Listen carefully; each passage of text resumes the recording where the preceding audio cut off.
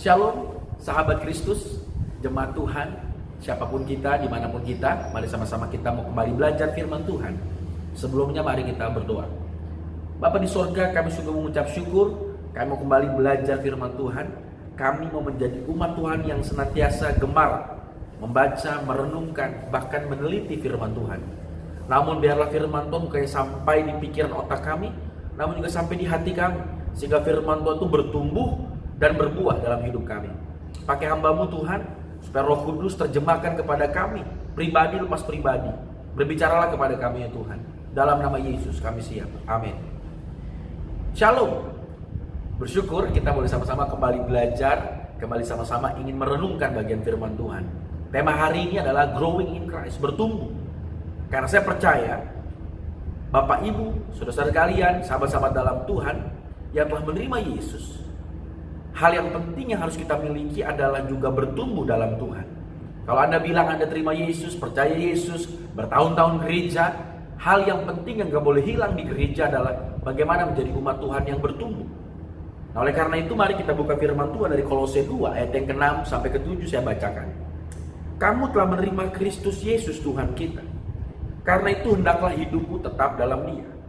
Hendaklah kamu berakar di dalam Dia dan dibangun di atas Dia. Hendaklah kamu bertambah teguh dalam iman yang telah diajarkan kepadamu, dan hendaklah hatimu melimpah dengan syukur. Dari nats yang boleh kita baca tadi, Bapak Ibu sekalian, kita boleh mengerti bahwa ternyata kerinduan Paulus kepada jemaat Kolose adalah kamu telah menerima Kristus Yesus, good, tapi kamu harus berakar, dibangun, dan bertambah teguh, berbicara pertumbuhan. Sehingga inilah yang penting dan perlu gereja Tuhan masa kini sama-sama rindu. Jemaat Tuhan, hamba Tuhan menjadi umat Tuhan yang bertumbuh. Oleh karena itu bertumbuh adalah bukti adanya kehidupan. Hakikat bertumbuh adalah dinamis. Nah, sedangkan benda mati itu adalah hakikatnya stagnan. Makanya benda mati gak bisa bertumbuh. Handphone kita gak bisa tiba-tiba dia beranak jadi dua. Kita nggak bisa melihat tiba-tiba nanti meja di rumah tiba-tiba tambah panjang sendirinya. Kenapa? Karena kayunya sudah mati. Bukan seperti pohon lagi, dia bertumbuh. Nah, oleh karena itu hakikat orang Kristen yang percaya kepada Tuhan adanya kehidupan. Karena bukti adanya pertumbuhan berarti adanya kehidupan. Nah, saya percaya yang telah terima Yesus ada kehidupan baru. Bukan hanya kehidupan jasmani fisik kita, tapi ada kehidupan rohani yang Tuhan mau melalui firman Tuhan adalah kita menjadi umat Tuhan yang bertumbuh. Nah, oleh karena itu pertanyaan mendalam namun sederhana yang bisa kita sama-sama belajar adalah bertumbuh yang bagaimana? Ini akan kita jawab. Dan kedua, apa tanda kita bertumbuh dalam Kristus dan apa tandanya bertumbuh sebaliknya atau pertumbuhan yang tidak sehat? Karena yang Tuhan mau, yang Alkitab mau adalah kita bertumbuh sehat. Tapi juga kita harus mengerti bahwa Alkitab juga beritahu tanda sebaliknya. Opposite artinya adalah tanda kalau kita sesungguhnya bukan bertumbuh yang baik, tapi bertumbuh ke arah yang salah. Kita akan belajar sama-sama. Nah, konteks pada kita atau surat Kolose ini adalah di mana adanya laporan dari Epafras, ya, hamba Tuhan yang dipercaya Paulus, asisten Paulus, yang disampaikan kepada Paulus adalah bahwa ternyata di dalam jemaat ada guru-guru yang mengajar ajaran-ajaran yang salah. Dan guru-guru itu menekankan untuk mengenal Tuhan, untuk diselamatkan orang, juga perlu untuk menyembah roh-roh dunia, filsafat dunia dan sebagainya. Ditambah lagi adanya orang-orang yang mengajarkan harus taat kepada peraturan-peraturan sunat, pantangan, dan lain sebagainya. Nah, ketika Paulus mendengar hal itu, Rasul Paulus mendengar hal itu, dia tidak tinggal diam. Inilah hamba Tuhan yang harus menjadi teladan, role model gereja masa kini. Ketika tahu tentang permasalahan, maka Paulus tidak tinggal diam. Walaupun di dalam rumah tahanan, tapi Paulus tetap bertanggung jawab terhadap jemaat tersebut. Dan Paulus harus mengumumkakan, harus melawan, harus menangkal ajaran-ajaran tersebut. Sehingga Paulus ajarkan tentang bagaimana ajaran yang benar untuk menentang ajaran palsu yang diajarkan guru-guru palsu. Prinsip tentang persoalan keselamatan tentunya. Oleh karena itu kita akan belajar lebih dalam lagi. Bertumbuh yang bagaimana? Bertumbuh yang sehat atau bertumbuh yang sakit? Siapa saja bisa bilang saya rajin gereja. Siapa saja bisa bilang saya sudah rajin pelayanan. Siapa saja bisa bilang bahwa saya sudah mungkin punya hati, dukung pelayanan dan sebagainya, mengorbankan waktu, tenaga, dan bahkan mungkin materi kita. Tetapi mari sama-sama kita belajar bahwa Paulus ingin mengajarkan kepada kita, walaupun dia tidak bertemu langsung karena ada hambatan yang dialami, tapi Paulus tetap menjadi hamba Tuhan yang tetap memberi jawab, ada semangat berkarya, ada semangat menyampaikan hati Allah yang tak bisa ditahan. Bukankah selama setahun atau bahkan hampir 2 tahun, walaupun sempat terjadi namanya pandemi yang luar biasa, gereja Tuhan gak berhenti, gereja Tuhan gak boleh stop, hamba-hamba Tuhan gak boleh stop menginjil, gereja Tuhan gak boleh stop jadi berkat, harus tetap mampu berkarya. Itulah panggilan gereja Tuhan. Tidak boleh dihentikan dan tidak bisa dihentikan oleh apapun juga. Oleh karena itu penjara tidak bisa menahan Paulus. Itulah spirit seorang rasul. Penjara tidak bisa menghentikan tugas panggilannya. Sehingga marilah jemaat Tuhan, umat Tuhan, kita pun semua adalah hamba-hamba Tuhan. Jangan sampai kita jadikan alasan tertentu supaya kita udahlah nyerah, udahlah nggak bisa, udahlah nggak mungkin. Paulus dalam tahanan, penjara tak bisa menghentikan Paulus untuk berkarya. Sehingga hari ini kita sama-sama belajar oleh firman Tuhan adalah bertumbuh yang Paulus mau.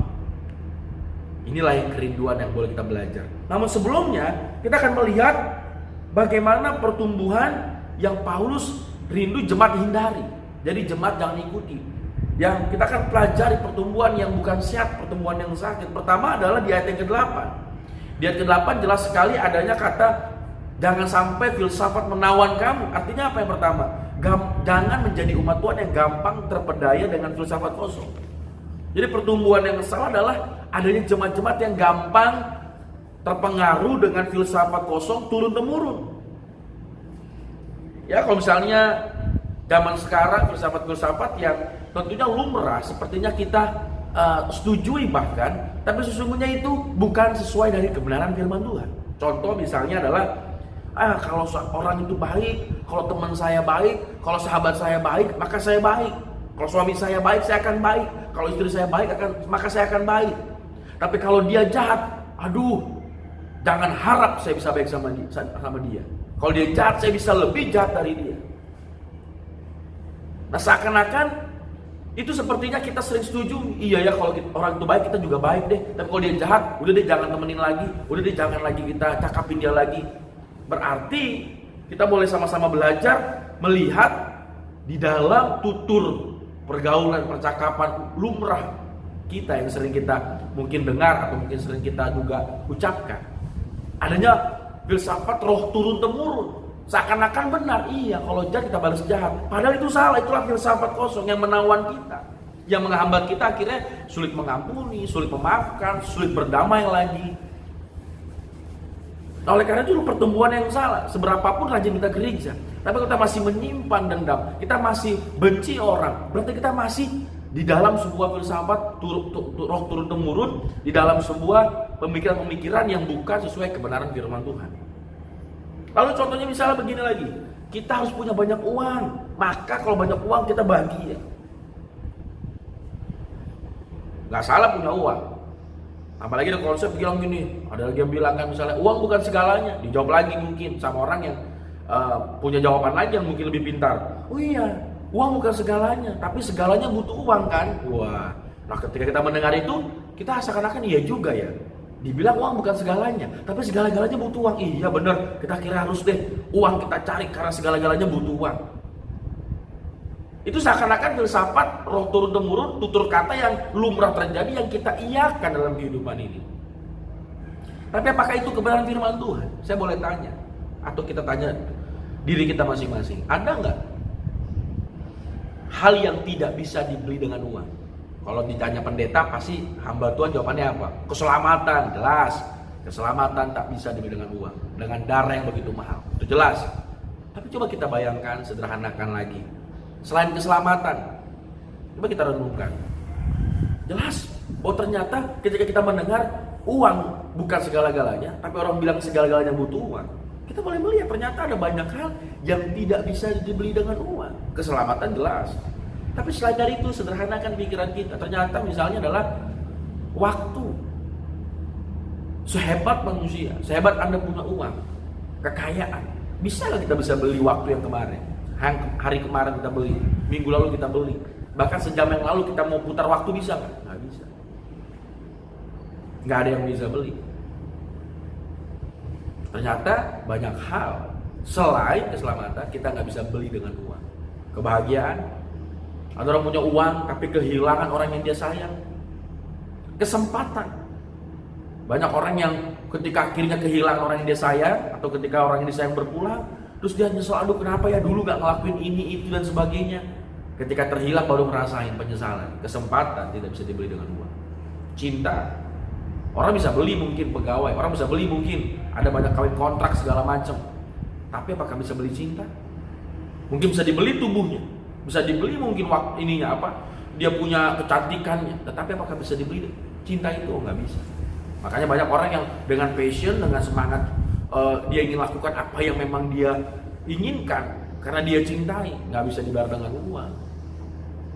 Ada banyak hal yang tidak bisa dibeli dengan uang. Itulah filsafat-filsafat yang seringkali kita temui.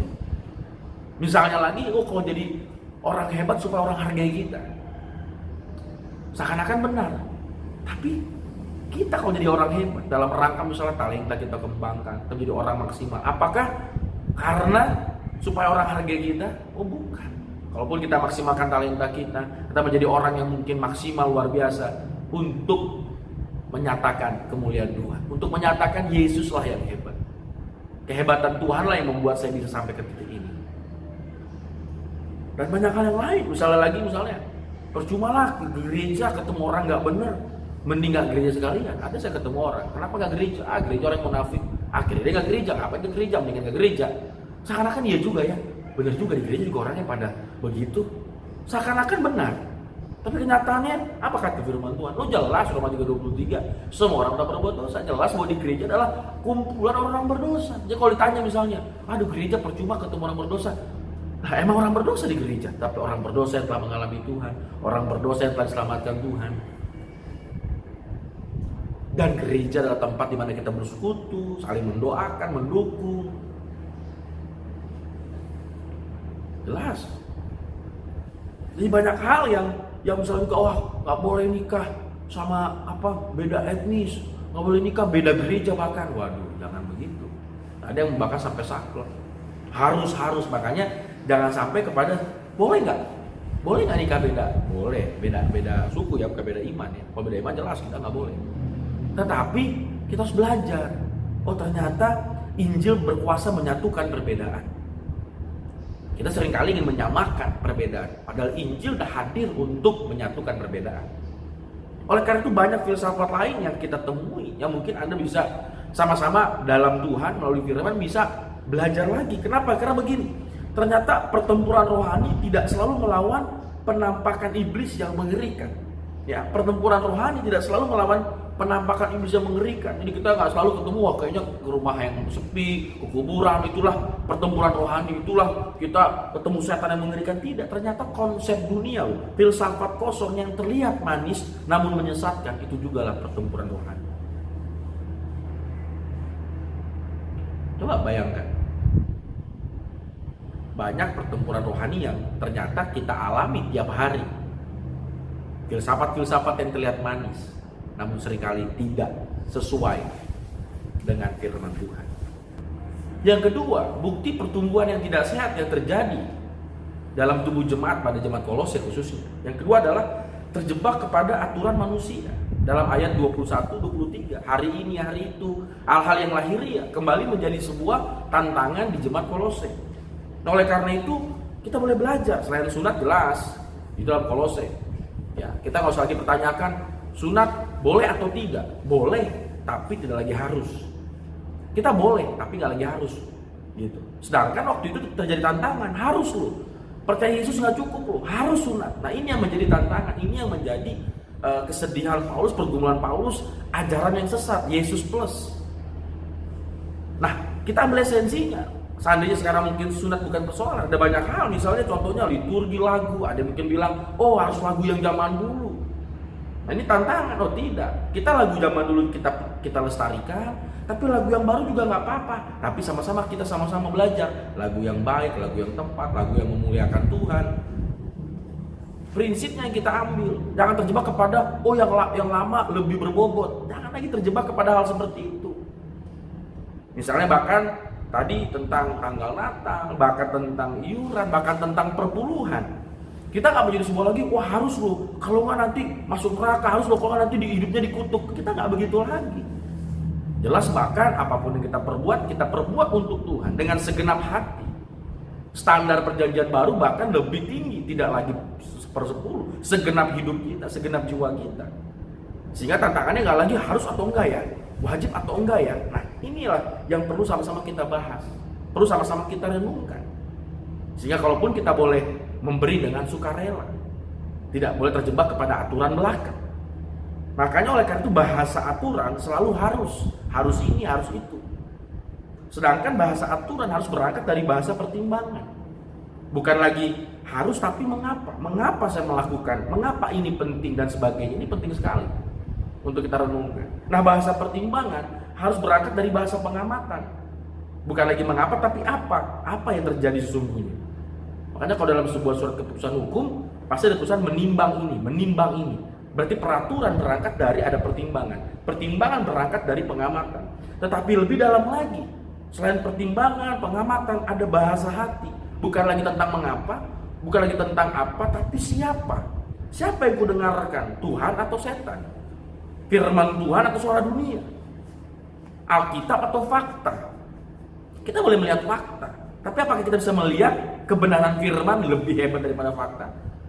Misalkan ilustrasi tentang 12 pengintai, 10 pengintai bilang, waduh ini bahaya banget nih. Kanan begitu luar biasa. Memang benar bangsanya besar-besar. Memang benar mereka orang yang kuat-kuat. 10 orang ini membuat kegentaran seluruh umat Israel yang sudah dijanjikan Tuhan loh masuk tanah perjanjian. Tetapi ada 2 pemuda, Yosua Kaleb, yang bilang memang besar, dia tidak menghilangkan fakta. Alkitab juga tidak menghilangkan fakta. Memang besar orang kanan, tetapi Tuhan kita, Allah kita lebih besar. Inilah bukan lagi mengapa, bukan lagi apa, tapi siapa yang kita dengarkan. Sehingga peraturan, pertimbangan, pengamatan harus dari hati dan pikiran, karena hati pikiranlah arena pertempuran roh kita. Nah oleh karena itu hanya hati yang didiami Roh Kudus yang mampu mengidentifikasi roh dunia. Jadi kalau roh kita, ya ada Roh Kudus dalam hidup kita, maka ada kepekaan lebih dalam. Kita bisa mengidentifikasi, kita bisa peka ini roh dunia atau dari Tuhan. Dan bukannya bisa mengidentifikasi, kita bisa menangkalnya. Bahkan kita bisa mengalahkan dan menjadi umat yang menang dari roh-roh dunia. Oleh karena itu aturan akan menjadi baik kalau fokus solusi. Tapi aturan akan memenjarakan orang ketika tujuannya adalah keangkuhan rohani, kesombongan rohani yang terjadi pada jemaat Kolose melalui orang-orang Farisi yang masuk, yang membuat jemaat Kristen waktu itu, ya Yesus nggak cukup, tambah sunat dan sebagainya. Inilah perlu kita pelajari. Pertumbuhan sehat yang akan kita mau, kita harus tahu pertumbuhan yang terjadi, yang sakit, yang tidak benar, tidak sehat, yang perlu sama-sama kita waspadai. Oleh karena itu mari sama-sama kita belajar lebih jauh lagi indikator bertumbuh sehat. Tadi kita melihat bahwa ternyata pertumbuhan yang tidak sehat yang diungkapkan Paulus adalah bagaimana jangan sampai terjebak aturan manusia, ya kan? Jangan sampai kita menjadi orang yang tertawan dengan filsafat kosong, roh turun-temurun. Nah, sekarang kita akan melihat tentang bagaimana bertumbuh sehat dan indikatornya. Yang pertama, pasal 3 ayat yang 1 dan yang kedua. Anda bisa baca, renungkan. Oh ternyata kita harus mencari dan memikirkan perkara di atas, ya. Carilah dan pikirkanlah perkara di atas. Kolose 3 ayat 1 dan 2. Nah oleh karena itu ini yang harus kita miliki. Bertumbuh sehat terbentuk, teruji dari apa? Pikiran kita. Kita memikirkan bukan lagi pikiran-pikiran yang dunia, tapi memikirkan perkara di atas. Tapi jangan salah juga. Jangan salah konsep juga. Oh kalau perkara di atas berarti seakan-akan surga yang jauh di sana. Jelas kita bisa belajar secara sederhana. Dari mana? Dari doa Bapa kami. Kita sering berdoa di gereja atau mungkin di rumah, di jalan. Yang paling sederhana, jadilah kehendak-Mu Tuhan di bumi seperti di surga. Sederhana sekali, sering kita doakan. Tapi betulkah kita renungkan? Perhatikan, renungkan. Jadilah kehendak Tuhan di bumi loh. seperti di sorga. Jadi kehendak Tuhan harus digenapi hari ini, saat ini, di bumi. Doa Bapa kami yang begitu dahsyat, luar biasa, powerful. Artinya bahwa keinginan selera sorga, kehendak sorga dipraktekkan di dunia ini. Selera sorga, kehendak sorga adalah kebenaran dan kasih, satu paket. Alkitab mengajarkan kasih doang. Kasih harus tempel, lekat dengan kebenaran. Karena kasih tanpa kebenaran, kompromi. Tapi kebenaran tanpa kasih, kesombongan. Kasih tanpa kebenaran bahaya sekali.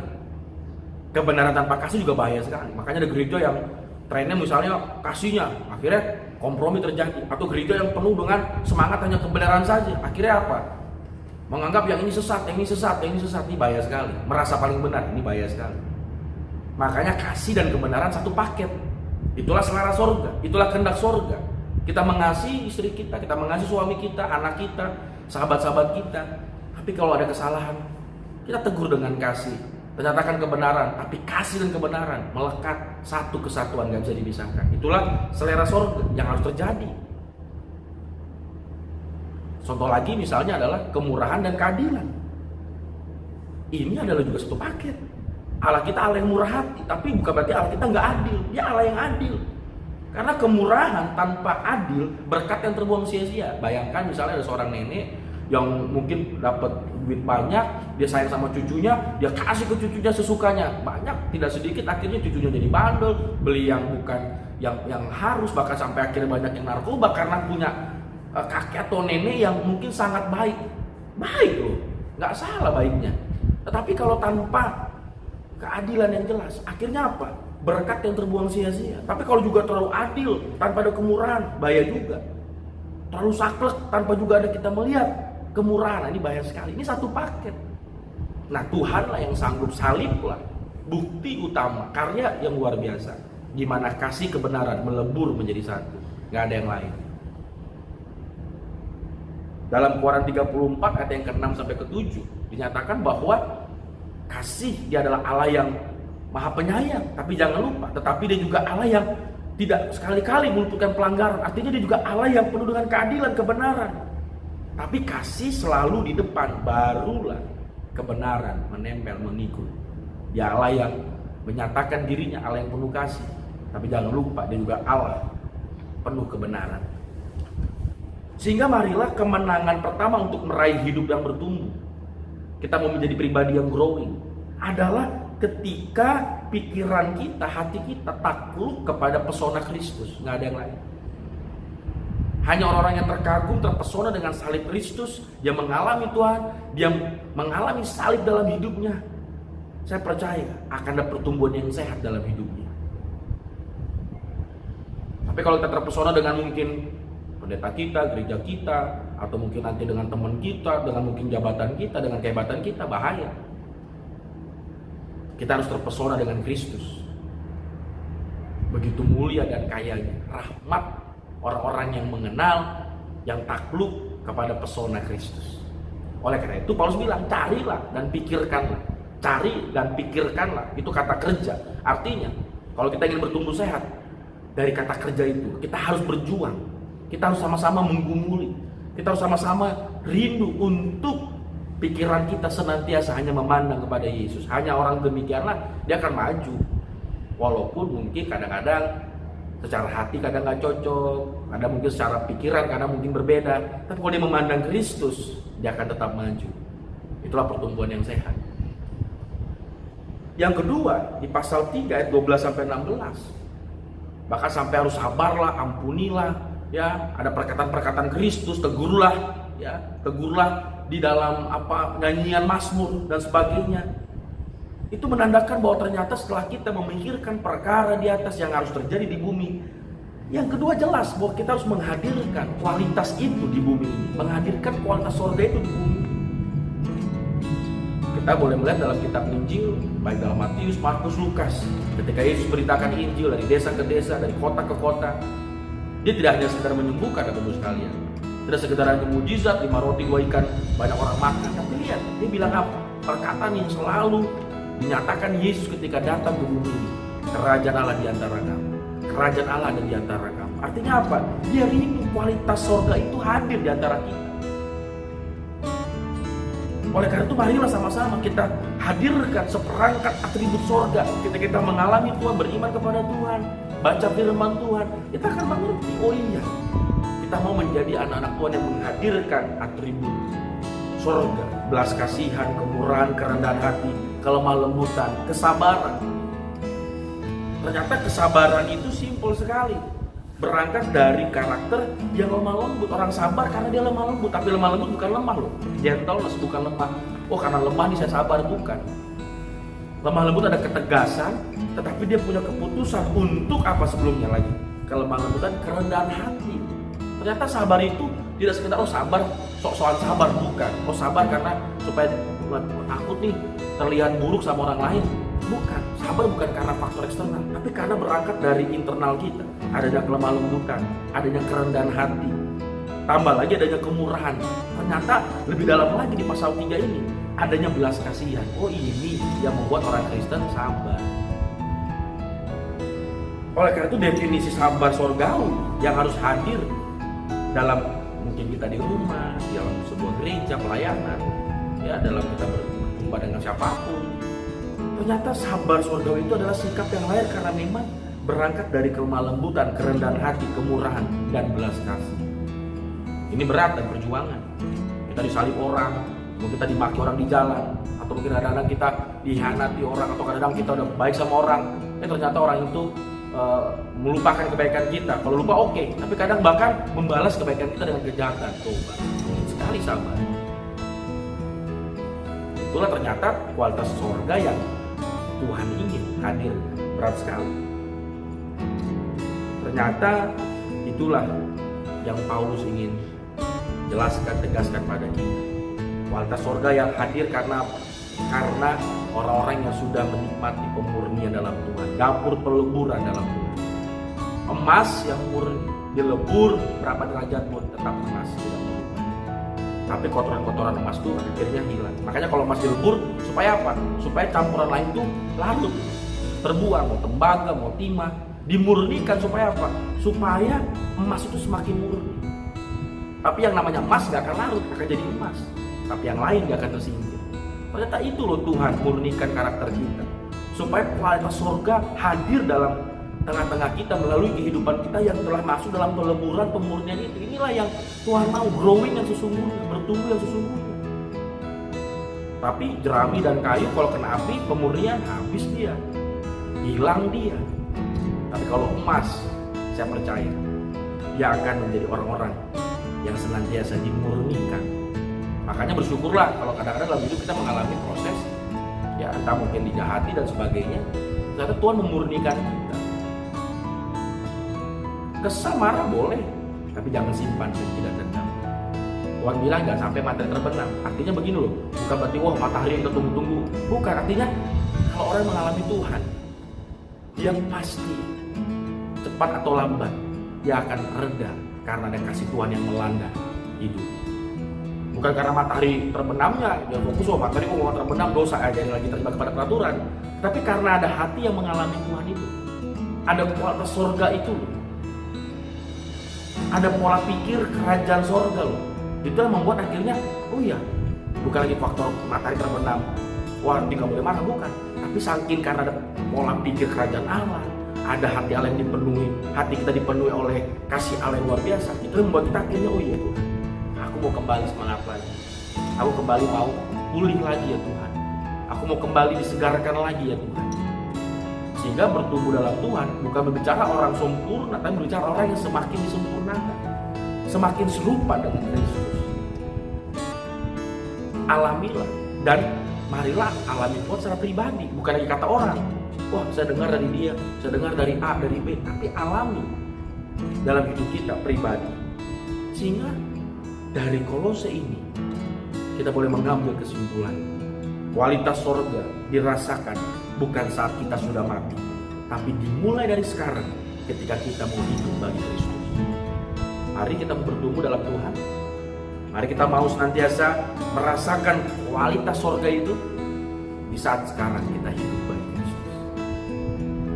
Tuhan Yesus memberkati. Selamat bertumbuh dalam Tuhan. Jangan pernah berhenti melangkah. Teruslah ikut Tuhan, no turning back. Ikut Yesus, selalu pandang Yesus. Sehingga kita maju sampai Maranatha. Yesus datang kedua kali, kita boleh setia. Amin. Mari kita berdoa.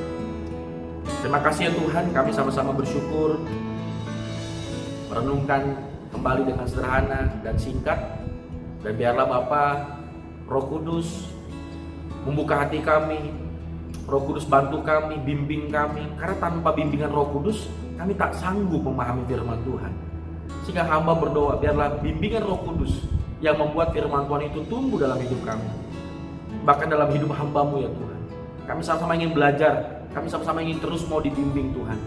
Karena hanya orang yang dibimbing Tuhan lah, hanya orang yang terbuka hatinya, memiliki hati yang mau diajar lah, orang-orang tersebut akan menjadi orang-orang yang senantiasa semakin dimurnikan, semakin diperkenan, semakin menjadi orang-orang yang dimuliakan, menjadi orang yang dipakai Tuhan dengan luar biasa. Bantu kami ya Tuhan, bimbing kami ya Tuhan. Sehingga dimanapun kami berada, kami mendengar bagian firman Tuhan yang sedikit ini Tuhan, kami diberkati. Dalam nama Yesus Tuhan, kami mengucap syukur. Haleluya. Amin.